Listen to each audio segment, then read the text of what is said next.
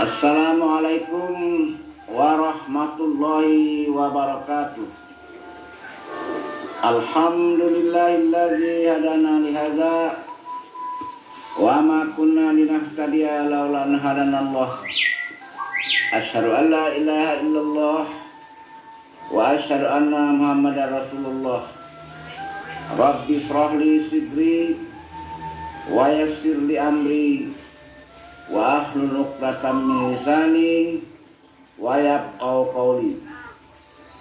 Menurut adat lamu pusaka usan, alif adon mim tajadi, bismillah mulunyo kalam, rasulun minallah nama ujud.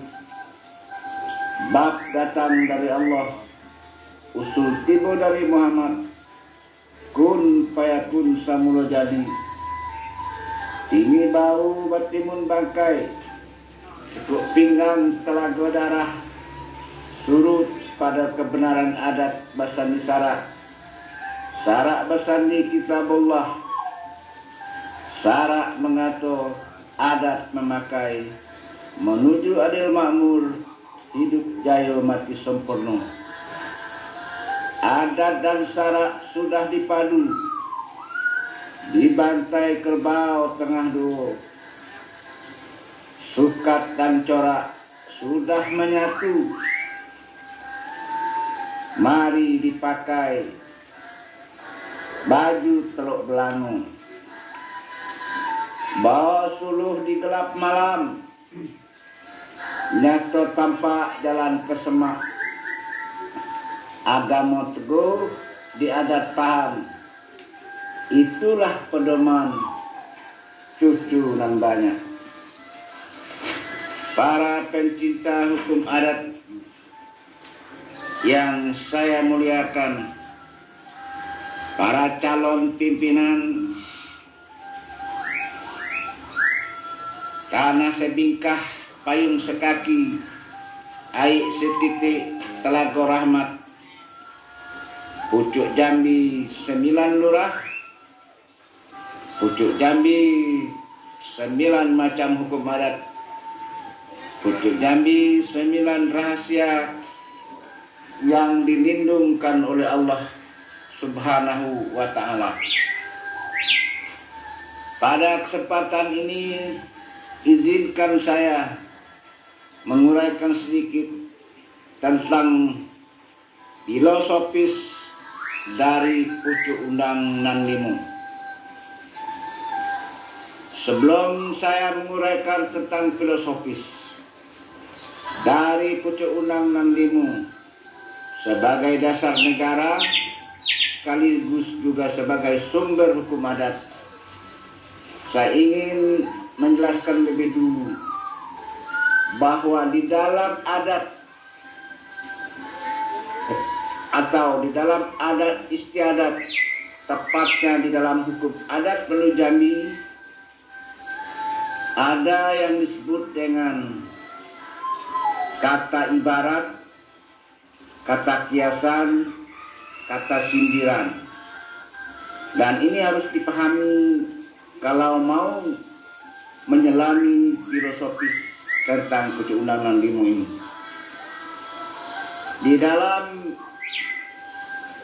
kata semua adat ada ungkapan begini: dimulai dari ombak dan basabung, angin dan bapuhun, usul asal pangkal kato, penuh ibarat dan kiasan. Nah, yang perlu kita ketahui di sini, apa yang dimaksud dengan ombak di sini? Apa yang dimaksud dengan angin dan bapuhun? Nah, semua itu ungkapan ini sebenarnya sebuah ungkapan yang dikiaskan kepada sesuatu atau sebuah nama, tapi isinya berbeda dengan sebutannya. Nah, mari kita ambil contoh. Pertama, kata ombak. Menurut dimulai dari ombak nan basabung. Ombak nan basabung dalam hukum adat jangan kita bayangkan seperti yang ada di lautan, seperti ada tsunami datang, ombak yang besar, yang tinggi, yang berdebur bunyinya. Tidak, bukan itu maksudnya. Tetapi ombak dalam hukum adat itu sama dengan gelombang kehidupan atau peristiwa kehidupan, baik itu yang dialami oleh umat manusia atau dialami oleh alam. Itulah yang disebut dengan ombak dan bersabung. Jadi hukum yang lahir di tengah manusia adalah akibat atau sebab akibat atau kausalitas hilir dari ombak dan bersabung itu. Nah, kemudian apa yang disebut dengan angin dan babun. Di dalam hukum adat Jambi selalu orang mengatakan terserah kepada ombak dan bersabung, angin dan babun. Angin dan babun ini adalah akhir dari segala sesuatu, akhir dari semua gelombang, akhir dari semua ombak yang bersabung tadi. Bagaimana akhirnya? Bisa selesai dengan baik, bisa diurus oleh manusia atau tidak, atau bisa selesai secara alami saja, secara beransur-ansur. Nah, itulah yang disebut angin dan babun. Jadi angin dan babun itu kalau kita letter-letternya adalah angin yang sepoi-sepoi lembut. Nah, kan begitu. Nah, jadi itulah kiasan yang ada dalam hukum adat. Nah, kemudian kalau tadi ombak dan bersabung yang pertama, yang kedua angin dan babun. Nah, yang ketiga mari kita lihat. Ada ungkapan dalam bahasa Jambi itu yang bagus diibaratkan buruk. Nah, misalnya begini, kalau kita punya anak kecil umur 3 tahun, umur 4 tahun, badannya putih, bapaknya dia anak laki-laki, badannya putih, bersih, dia lucu-lucu, cerdas. Lalu kita bawa ke tengah masyarakat, katakanlah masyarakat orang kampung. Kita bimbing dia berjalan gitu. Orang menemukan yang kita temui lalu selalu berkata, "Ini siapa ini?" Nah, loh kok anak ini jelek sekali. Ya Allah, anak ini jelek. Dia katakan jelek, dia katakan buruk, tapi dia rangkul anak itu, dia cium. Nah, inilah ungkapan yang baik diibaratkannya buruk. Nah, itu jarang orang tua anak ini cantik, gagah, jadi kayak Persis. Tidak ada. Pasti berkata, "Wah, ini anak jeleknya. Dari Cina, dari mana ini? Berapa kilo makan per sehari?" Nah, kira-kira gitu. Di ungkapannya kayaknya buruk, tapi sebenarnya baik. Jadi hakikat yang dikatakan itu baik. Itu yang ketiga. Yang keempat, kalau ada seorang pemuda, katakanlah orang kampung, lalu dia kawin di desa, di kota, istrinya cantik, bukan main cantik istrinya itu, putih, mulus, dan ramah lagi. Lalu dia pulang ke kampung, membawa istrinya memperkenalkan dengan sanak saudara. Apa kata sanak saudaranya di kampung? Atau teman sejawat yang dulu pernah dia temui. Dia tidak merasakan istri kamu ini cantik, kayak dewa, kayak bidadari dari surga. Nggak ada itu. Pasti dia mengatakan sebaliknya. "Woi, istri kamu nih jeleknya, hitam gelam, Cino mano yang kamu tawan." Nah, gitu. Jadi dia katakan jelek, dia katakan buruk, malah ujungnya Cino mano yang kamu tawan. Sebab kalau dia langsung bilang, "Oh, istri kamu ini cantik," bisa nanti menimbulkan salah pengertian, bisa cemburu mereka yang punya istri ini. Nah, gitu. Inilah yang disebut ungkapan kiasan yang sering kita sebut dengan kata-kata terbalik. Dan kemudian yang kelima, umpamanya ada orang kampung merantau, katakanlah ke Jambi ini, dia pergi sekolah, lalu dapat bekerja, lalu membuat rumah di Jambi. Rumahnya besar, cantik, dia sudah kaya, punya kendaraan, punya tanah luas, punya anak yang telah jadi mapan. dia tidak pernah pulang kampung berpuluh-puluh tahun. Pada satu hari dia pesta mengawinkan anaknya, sehingga diundangnya orang sekampung dan diberinya biaya untuk datang. Nah, dia pesta dalam satu gedung, rumahnya dia hanya disiapkannya sekedar menampung sanak keluarganya yang ada di kampung. Apa yang terjadi, saudara?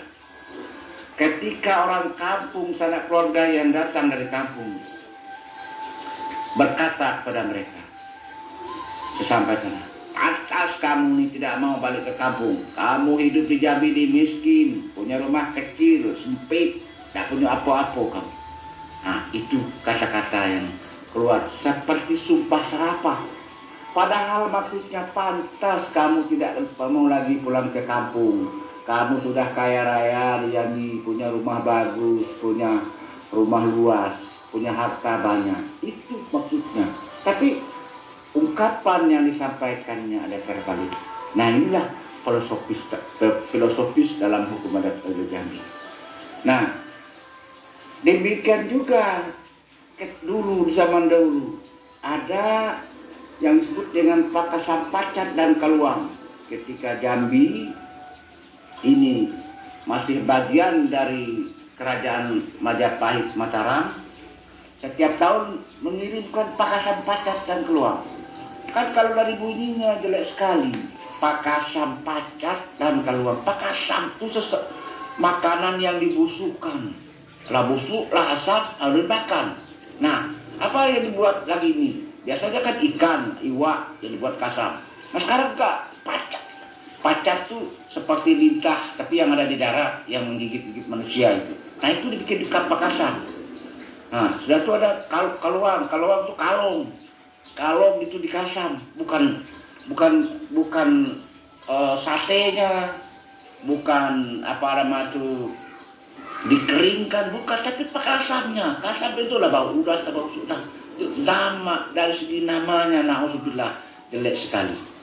Nah, selalu setiap tahun dikatakan mana pakasan pacat dan kaluang yang akan kita kirim ke Mataram. Orang Mataram atau Majapahit Mataram pun menerima dengan sebutan itu juga. Mana pakasan pacat dan kaluang yang Anda kirimkan? Nah, itu.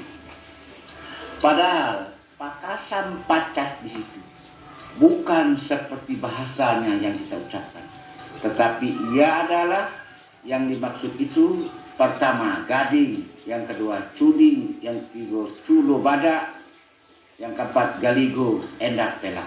Jadi itu cuding, gading, culo, galigo, endak pelak. Batu merah delima masuk di endak pelak, batu badar besi masuk di endak pelak, rantai babi masuk di endak pelak, bahasa permatu rotan bertemu buku masuk endak pelak, buluh yang kebut masuk endak pelak, minyak buluh perindu yang bikin suling membuat orang tertawan hatinya, itu buluh perindu disebut di Jambi, itu termasuk endak pelak. Jadi benda-benda yang mahal, benda-benda yang berharga, benda-benda yang ajaib disebut dengan istilah pakasan pacat dan kaluang. Nah, jadi kalau Anda mau menyelami tentang filosofis pucuk undang 65, harus Anda pahami apa yang saya uraikan tadi, yaitu sebuah kata ungkapan yang pengertiannya bertentangan dengan dengan kata-kata yang biasa yang kita dengar. Nah, begitulah para pencinta hukum adat yang saya muliakan. Pucuk Undang 65 itu adalah sumber hukum atau jiwa dari hukum adat. Dulu dia disebut juga dia ini sebagai dasar negara kerajaan Islam Melayu Jambi dulu. Jadi pucuk Undang 65 ini ditetapkan di dalam beras 100 gantang kerbau 1 ekor, darah samo dikacau, daging samo dilapah, pitis sakipeng di Patigo, waktu RBA Bukit Seguntang memadukan adat dengan syarat tahun 1502 Masehi atau 908 Hijriah ditetapkanlah Pucuk Unang Nan Limo. Cuma waktu itu nama bukan Pucuk Unang Nan Limo, namanya adalah Pucuk Adat Rumpun Taliti. Nah, kenapa? Karena undang dengan Taliti belum berpadu. Baru setelah rapat adat yang kedua, ketika memadukan undang dengan Taliti, rapat adat di Bukit Sinyal Laut tahun 1530 Masehi atau 930 Hijriah, dipadukan undang dengan Teliti Bukit Sinyal Laut dalam RBA-nya, maka di sana Pucuk Unang Nan Limo tadi disebut dengan Pucuk Unang Rumpun Taliti.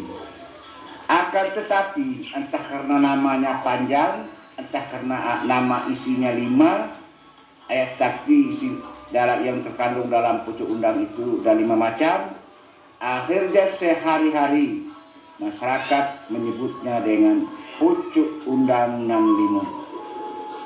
Jadi Pucuk Undang Nan Limo itu adalah sebuah nama yang isinya ada 5 macam, yang 5 macam itu adalah sumber dan jiwa dari hukum adat.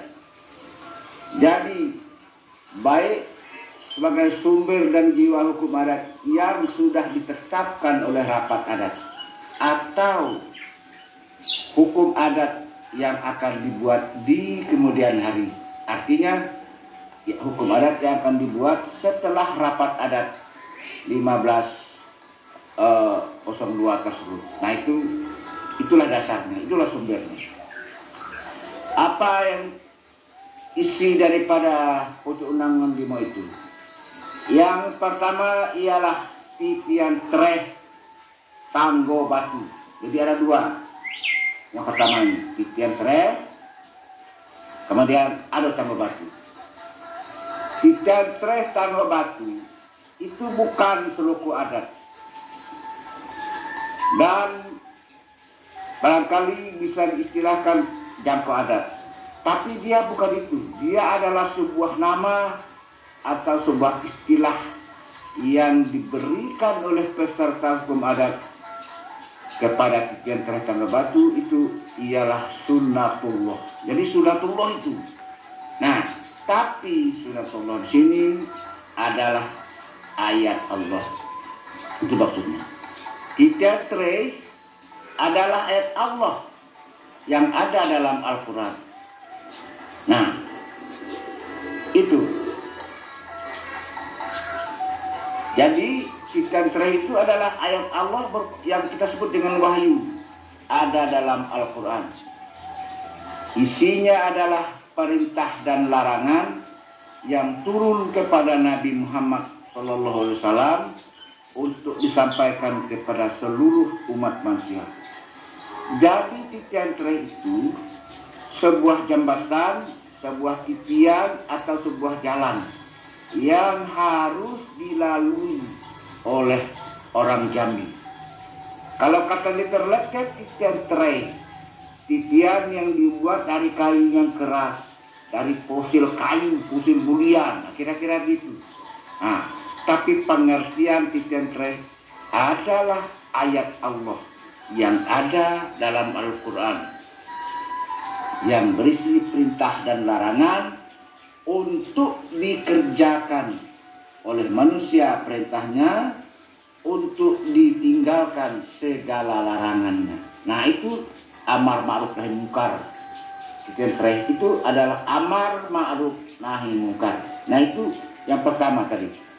Yang kedua, isi daripada titian treh ayat yang pertama tadi itu titian treh tanggo batu ialah tanggo batu. Tanggo batu ialah ayat Allah berupa hukum alam. Jadi kalau titian treh adalah ayat Allah yang ada dalam Quran, sedangkan tanggo batu ialah ayat Allah yang ada di alam semesta ini berupa hukum alam. Misalnya langit di atas, bumi di bawah, yang jatuh tuh dari atas ke bawah, yang hanyut tuh dari mudik ke hilir, api panas, es dingin, angin berembus, ada gempa bumi, ada banjir, ada badai, ada ombak, ada petir, ada gunung meletus, ada gajah melando, ada harimau dan buaya maru, ada hama tanaman berbagai macam, ada penyakit dan wabah, sampai seperti sekarang ini yang kita sebut dengan COVID-19. Jadi pendek kata, segala peristiwa atau kejadian yang di luar kemampuan manusia terjadi di alam semesta ini, itulah yang disebut dengan tanggo batu. Nah, itulah isi daripada pucuk undang-undang limo yang disebut dengan titian treh tanggo batu tadi. Jadi pertama titian treh, yang kedua tanggo batu. Lalu bagaimana hubungannya titian treh dengan tanggo batu ini? Nah, ini yang perlu kita pahami secara filosofis. Bila wahyu Allah yang ada dalam Al-Quran, perintah dan larangan yang ada dalam Al-Quran tidak kita laksanakan, maka ayat Allah yang ada dalam Quran itu ada berkaitan erat dengan ayat Allah yang ada di alam semesta. Di alam semesta, maka ayat Allah yang berpatang batu tadi akan murka dengan izin Allah, maka datanglah bencana alam. Itulah yang disebut dengan bisokawi azab Allah Subhanahu wa Ta'ala. Maka bila ayat Allah yang ada dalam Al-Quran tidak kita laksanakan, maka insya Allah atau pasti manusia akan menuai badai bencana. Datang kemarau, datang banjir, datang kebakaran, datang gempa bumi, datang tanah longsor, datang berbagai penyakit dan hama. Coba bayangkan, pada satu saat pernah terjadi 6.000 hektar dalam 1 jam, dalam 2-3 jam saja tanaman masyarakat habis dimakan oleh belalang. Coba bayangkan, dari mana belalangnya itu? Nah, itulah yang saya bilang, itu tanggo batu, itulah azab Allah. 6.000 hektar dalam tempo 3 jam habis, kebun jagung habis, tanaman padi habis dimakan belalang. Dan sudah belalang itu pergi, tak kemana? Sejak 15 tahun yang lalu belalang itu datang, sampai hari ini tidak diketemukan oleh masyarakat di mana kampung belalang itu. Kalau dia mati di mana bangkai. Nah, itulah yang kita sebut dengan tanggo batu tadi. Hal ini sudah dijelaskan oleh Allah dalam Al-Quran. Di dalam surat Isra atau surat ke-19 ayat 58 disebutkan, artinya begini. Kata Tuhan, tidak ada satu negeri pun yang penduduknya telah zalim, melainkan kami binasakan negeri itu sebelum hari kiamat, atau kami azab penduduknya dengan azab yang sangat keras.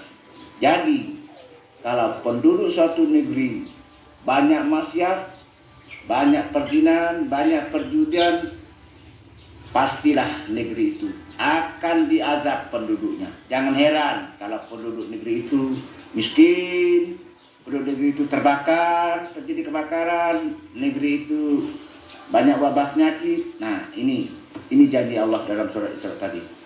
Kemudian dalam surat Al-A'raf, surat ke-7 ayat 165, Allah mengatakan begini.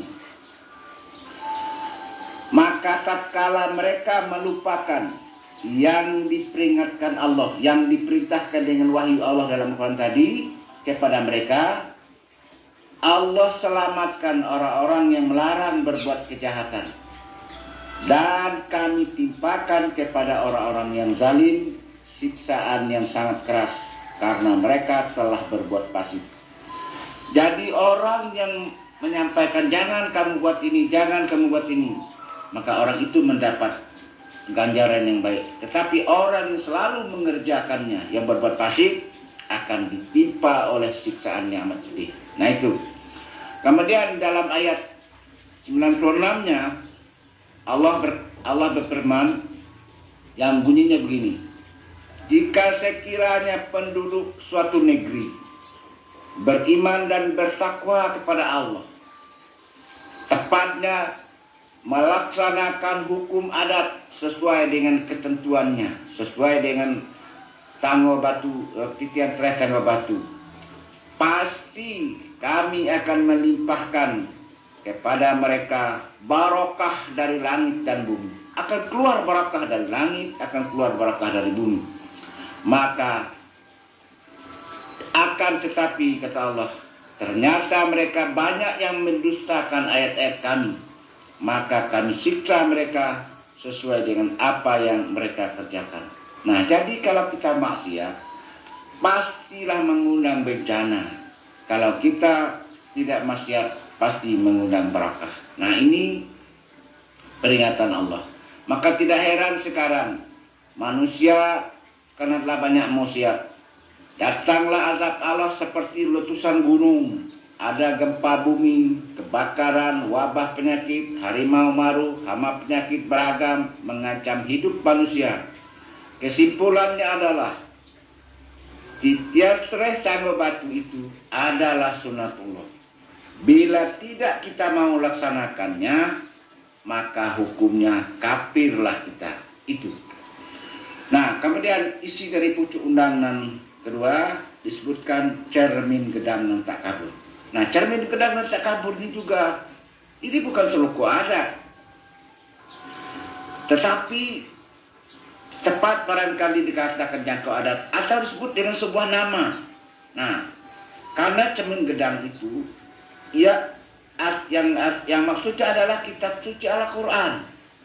Jadi oleh nenek moyang kita dulu, kalau ada yang menyebut itu cermin gedang dan tak kabur, itu maksudnya adalah kitab suci Al-Quran. Nah itu, kenapa kok cermin gedang dan tak kabur dikatakan kitab Al-Quran itu kitab suci Al-Quran itu disebut cermin gedang dan tak kabur? Karena kitab suci Al-Quran itu adalah simbol dari hukum yang pasti, bukan kepastian hukum yang pasti. Kenapa? Karena Al-Quran sudah 15 abad tidak diubah satu titik pun, satu huruf pun, satu kalimat pun. Jadi pasti dia. Nah, jadi kepastian itu dijadikan sebuah simbol dari hukum adat. Nah, kalau membuat hukum 5 orang, umpamanya ada 5 orang yang merampok, mengambil satu barang, membuka rumah orang, maka kelima-limanya sama hukumannya. Itu tidak ada bedanya. Berbeda itulah yang tidak berbeda, itu yang disebut dengan hukum yang pasti. Jadi apabila kejahatannya sama, perbuatannya sama, maka pasti hukum yang dijatuhkan sama. Itulah hukum yang pasti yang disebut dengan cermin gedang dan tak kabur. Dia berbeda dengan KUHP. Kalau KUHP itu menganut kepastian hukum, setiap perbuatan kejahatan dihukum. Berapa hukumnya? Ya terserah pada hakim. Kalau 5 orang yang merampok, bisa saja 5 macam hukumnya. Kepada si A 1 tahun, kepada si B 2 tahun, kepada si C 3 tahun, kepada si A, pada si D 4 tahun, dan sebagainya dan sebagainya. Begitulah, karena terserah kepada hakim. Nah begitu. Lalu saya berani mengatakan demikian karena saya sudah mempraktekkannya dulu. Ketika saya menjadi hakim 30 tahun, menjadi hakim pengadilan negeri, sampai saya menjadi ketua pengadilan negeri kelas 1B, sampai pensiun dengan pangkat hakim utama golongan 4E. Saya tahu betul itu. Negara hukum KUHP itu menganut kepastian hukum. Kepastian hukum itu bertentangan dengan Undang-Undang Dasar karena tidak sama lagi di depan hukum. Padahal Undang-Undang Dasar menyatakan setiap warga dasar negara sama di depan hukum dan pemerintahan. Nah itu. Nah jadi yang dimaksud dengan cermin dan tak kabur tadi adalah kitab suci Al-Quran. Nah, kenapa kitab suci Al-Quran itu tidak diubah-ubah? Karena ada jaminan dari Allah Subhanahu wa Ta'ala seperti disebut dalam surat Al-Hijr ayat 9. Apa kata Tuhan? Sesungguhnya kamilah yang menurunkan Al-Quran itu. Jadi Al-Quran itu dari kami, kata Tuhan. Nah, dan kami benar-benar menjaga Al-Quran itu. Nah itu. Kemudian kelebihan dari Al-Quran itu banyak sekali. Dihafal oleh ribuan orang. Ada anak yang umur 5 tahun hafal Al-Quran. Saya sudah 73 tahun umur saya. Susah saya menghafal Al-Quran. Jadi inilah satu keajaiban. Ada lagi orang yang buta. Bisa menghafal Al-Quran 30 juz. Saya mata saya tidak pernah buta dari dulu. Tapi sampai hari ini saya tidak bisa menghafal Al-Quran itu. Paling-paling ayat-ayat surat-surat yang pendek-pendek saja. Nah, itu sebuah mukjizat yang diturunkan Allah kepada Nabi Muhammad berupa kitab suci Al-Quran. Tidak ada mukjizat Nabi yang ada di muka bumi ini yang bisa dibuktikan kebenarannya, yang masih bisa dirasakan selain dari mukjizat Nabi Muhammad, yaitu kitab suci Al-Quran. Sampai hari ini masih kita agungkan, masih dipuja-puja orang. Betul Nabi Musa bisa membelah laut, tapi hari ini lautnya sudah bersaut, tongkatnya sudah jadi museum. Nah, betul Nabi Isa bisa menghidupkan orang mati, tapi itu dulu. Sekarang tidak bisa lagi kita lihat, tidak bisa kita buktikan lagi. Berbeda dengan mukjizat Nabi Muhammad, suci Al-Quran masih bisa kita buktikan keajaibannya sangat ini. Tidak ada kitab suci di muka bumi ini yang dihafal oleh jutaan orang. Kalau bukan itu datang dari Allah, pasti tidak akan terjadi. Itulah jaminannya. Kemudian dari kitab suci Al-Quran itu sebenarnya sudah membuktikan pula bahwa Tuhan itu esa. Satu Tuhan itu, yaitu Allah. Nah, mana buktinya? Mari kita lihat.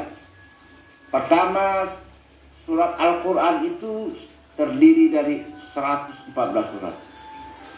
114 surat itu kalau kita bagi dengan angka 19, maka dia menjadi 6. Nah, kemudian huruf Bismillah itu 19. Itu sama dengan 19 kali 19. Sama dengan 19. 3. Ayat yang pertama turun kepada Nabi besar Muhammad SAW itu 19 huruf. Itu sama dengan 1 kali 19. Sama dengan 19. Kemudian ayat Al-Quran yang pertama turun ada 5 ayat. 5 ayat itu hurufnya adalah 76 huruf. 76 huruf itu sama dengan 4 kali 19. Jadi kesimpulannya nilai numerik yang dikandung oleh Al-Quran itu adalah 19. Nah, kalau 19 kita bagi dengan 19, maka hasil akhirnya adalah 1. Angka 1 dalam bahasa Arab disebut dengan wahid. Hurufnya terdiri dari waw, alif, ha, dal. Nah, maka huruf waw nilai numeriknya adalah 6, sedangkan huruf alif nilai numeriknya adalah 1, huruf ha nilai numeriknya adalah 8. Ini ha kecil ya, ha kering. Kalau nenek saya bilang itu ha kering.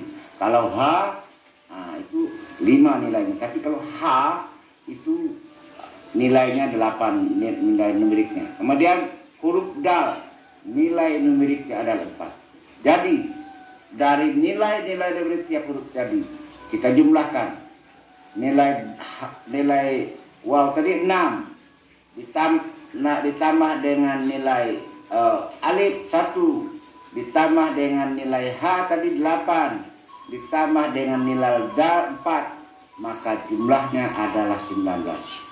Kesimpulannya adalah 19 dibagi dengan 19, hasilnya adalah 1. 1 adalah wahid. Artinya bahwa kitab suci Al-Quran itu telah membuktikan bahwa Tuhan yang Maha Kuasa, Tuhan yang berhak disembah oleh umatnya, oleh alam semesta ini, terutama umat manusia, hanya satu. Itulah yang disebut dengan Allah. Jadi kitab suci Al-Quran itu adalah cermin dalam hukum adat poligami yang tidak bisa diubah sama sekali, sebagai cermin dari hukum yang pasti. Kasus yang sama, hukumnya tetap sama. Itulah hukum yang pasti. Itulah cermin gedang yang tak kabur. Nah itu. Nah kemudian isi pucuk undang yang ketiga disebut lantak dalam dak goyah, kaping dak tergesu. Lantak dalam dak goyah ini, atau lantak dalam tak goyah, kaping dak tergesu, bukan juga seluku adat. Barangkali bisa disebut dengan jangku adat, tapi tidak tepat juga. Yang tepatnya ialah sunnatur rasul. Jadi sunnah Nabi yang kita sebut dengan hadis. Hadis Nabi itu adalah ucapan, adalah perbuatan, adalah pengakuan. Nah, jadi hadis Nabi itu di dalam hukum adat disebut dengan lantak dalam lantak goyah, kaping tak tergesu. Itu adalah sunnah Rasul untuk melaksanakan ayat Allah atau hukum adat itu. Itu adalah sunnatullah untuk melaksanakan ayat Allah yang disampaikan oleh Nabi Muhammad SAW kepada umatnya. Nah, itu di dalam hukum adat diibaratkan dengan sebuah lantak. Jadi hadis Nabi itu disamakan dalam lantak dalam hukum adat. Nah, kalau membuat lantak yang dalam supaya tidak goyah, itu biasanya di pangkal lantak itu ada empalang, ada semacam jalinan yang disebut dengan kaping, di kaping pangkal itu. Maksudnya lantak itu kan dipukul supaya dalam, supaya tercekat dalam itu dipukul. Nah, dipukul itu tidak pecah. Nah, jadi lantak dalam itu tadi, lantaknya dalam, tercekat dalam, kaping yang di pangkal lantak itu tidak melorot, tidak tergensu. Nah, itu dalam bahasa Jambi tergensu, tidak melorot maksudnya, tidak terbuang. Nah, itu. Jadi lantak dalam, lantak goyah, kaping tidak tergensu. Nah, itulah yang disebut hadis Nabi. Jadi kalau menyebut lantak dalam, tak goyah, kaping tergensu, ya hadis Nabi. Jadi itu tidak bisa kita ubah. Jadi tiga salah sama batu, cermin gedang tak kabur, lantak dalam, lantak goyah, tidak bisa kita ubah. Manusia tidak berwenang merubahnya itu. Karena itu sunatullah. Nah, sunatullah dan sunatul rasul. Jadi di dalam hukum adat, untuk memperkuat hukum adat itu diibaratkan seperti lantak dalam tadi. Dipukul lantak itu cengat tercacak dalam-dalam. Kalau cacak dalam kan tidak goyah. Maka itu dalam adat disebut kata benar tidak diubah, kebat erat tidak diungkari. Tegakkanlah hukum tanpa tebang pilih. Nah, itu kata adat. Ya, contohlah Khalifah Umar bin Khattab. Dia tidak ragu-ragu menghukum rajam anak kandungnya Abdurrahman yang melanggar hukum. Tetapi sejak Umar bin Khattab sampai hari ini belum pernah kita mendengar seorang raja mau menghukum anaknya, apalagi jangankan anaknya, keluarganya saja pun tidak mau. Nah, gitu. Kemudian yang keempat, isi dari pucuk undang 65 itu ialah kata mufakat. Kata mufakat itu yang dimaksudkan sini adalah putusan ulul amri, putusan raja yang adil dan wajib kita taati. Karena di dalam agama, karena adat bersemi syarat bersemi kitabullah, maka dalam agama Islam dikatakan taatlah kepada Allah, taatlah kepada Rasul, dan ikutilah ulul amri minkum. Jadi mengikuti ulul amri itu kalau dia yang benar, yang adil, kita ikuti. Nah, itu. Jadi kata mufakat itu sama dengan fakta sum serpanda, yaitu perjanjian yang dibuat secara sah. Nah, bila perjanjian dibuat secara sah, maka dia berlaku sebagai undang-undang bagi pembuatnya. Jadi kalau suatu kampung telah mufakat membuat satu hukum, berlakulah sebagai undang-undang. Nah, gitu. Kata mufakat atau fakta sum serpanda adalah janji yang dibuat secara sah berlaku sebagai undang-undang bagi pembuatnya. Di dalam hukum adat Jambi dikatakan, kata mupakat itu sebagai berikut. Mupakat baru sekato, bapikir baru bicara, melihat baru melangkah, bakawan baru berjalan. Jalan seorang laju hilang, jalan berdua lawan bicara, jalan bertiga lawan beruling, jalan berempat bawa bertebalik, jalan berlima boleh mupakat. Supak diukur, kantang dibilai, tuah karena sekato, mulanya ruling dan mupakat. Di zahir sudah nyato, di batin sudah lihat, kok kato seorang dibulatkan, kato bersama dimupakati. Dicari kato sebuah, kaji sampai ke amun padu, baca sampai ke kesik dinin, dicuci sehabis air, dikikis sehabis besi, ditakik darah ketiang, dicari kutu keju. Yang bergaris nan diukur, nan dicoreng yang dipahat, tak paut makanan latak, tak kurung makanan kunci. Sauko maka jadi sesuai maka dikena. Tentukan ketak dengan buku, lansau dengan roeh, hari elok bolanan baik, ketika dan mustari. Lah data bagai dinding kulit, licin bagai lantai bemban. Dapat kata sayo bertemu kata sebuah. Picak tidak bersudut boleh dilayangkan, bulat tidak bersanding boleh digulingkan, dikihai tidak mempihai, digucang tidak berdekat. Bulat air DP bulu, bulat kato dimupakat, kato nan tumbuh dari bumi. Walau besok langit runtuh, kiamat tiba puluh, kato mempakat, jangan diurak ungkai. Kok diurak ungkai, negeri binaso menjadi bencah paya agung. Nah, itu hukum adat Jambi mengajarkannya. Nah, yang kelima isi dari pucuk undang yang disebut dengan dak lapuk dek hujan, dak lekang dek panen. Ungkapan ini adalah sebuah kata sumpah seti-setio nenek moyang orang Jambi. Mereka bertekad bulat untuk menegakkan hukum adat. Nah, ini ada isi ada dua macam ini. Yang pertama menunjuk kepada yang empat. Apa yang empat itu? Ikan tres tanggo batu, cermin gedang masak kabur, lansak galam masak goyah, kaping tak tergansu, kato mupakat. Itu empat. Nah, yang empat itu harus dipakai terus menerus. Selama Melayu Jambi ada, pakai terus menerus. Kalau dipakai terus menerus, maka ia tidak lapuk karena hujan, tidak lekang karena panas. Kenapa? Karena dia sama dengan kayu. Sebatang kayu kalau dia hidup dipakai, dia hidup terus. Karena ada itu kan dipakai, berarti hidup dia. Nah, maka kayu kalau hidup terus tidak pernah lapuk. Nah itu. Jadi dalam adat dikatakan kalau pasal jalan sebab ditempuh.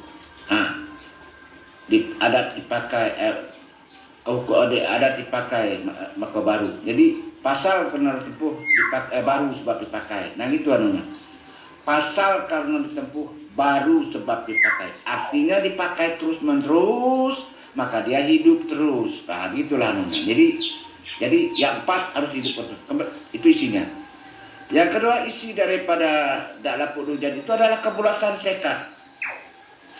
Tekad nenek moyang orang Jambi dengan sumpah seti-setionya waktu ditutupnya rapat adat itu. Mereka bersumpah untuk menegakkan hukum adat Jambi secara konsisten, secara konsekuen dan bertanggung jawab kepada Allah dengan diikat oleh sumpah setio dan bertanggung jawab kepada masyarakat Jambi untuk ketertibannya. Nah, sumpah itu telah diikrarkan dulu di Bukit Seguntang pada tanggal 16 Juli 1502 Masehi atau tanggal 1 Muharram 908 Hijriah. Nah, kalau mau mendengar isi sumpah tersebut, nah, lihatlah di dalam rapat adat tersebut tadi. Para hadirin yang saya muliakan, barangkali itu saja yang dapat saya sampaikan pada kesempatan ini yang kita maksud dengan filosofis pucuk undangan limo. Mudah-mudahan ada manfaatnya bagi generasi masyarakat Jambi yang mau mencintai, mau mengamalkan hukum adat Jambi.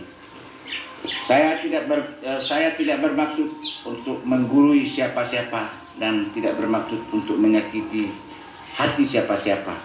Saya hanya seorang pencinta hukum adat yang ingin membumikan hukum adat Jambi ini agar diketahui dan diamalkan oleh masyarakat Jambi. Sudah saya paparkan segalon dan dape. Sebaris tak lupa setitik dah hilang. Ko adonan talindung di balik daun. Tinggal dihunut bakal lamu. Bukan memelau paneh deleku. Bukan bakwak mandi bakumpai. Kok jarang suko dituku. Kok apat suko diturang. Kok bungkuk suko dilurus benar. Suko diuleh panjang. Di kampung liba alam tak kembang menyudahi. Tamat kaji kitab dilingkup. Tamat gayung pedang diletak. Hikayat habis segitu sudah. Sah sama diluju, batal sama diampang. Terserah kepada ombak dan bersabung, angin dan bapuhun. Di situ tulang telunjuk, sisi batimun yang tinggal untuk yang pandai. Titik air bisa batau, orang sekapal jadi temenung.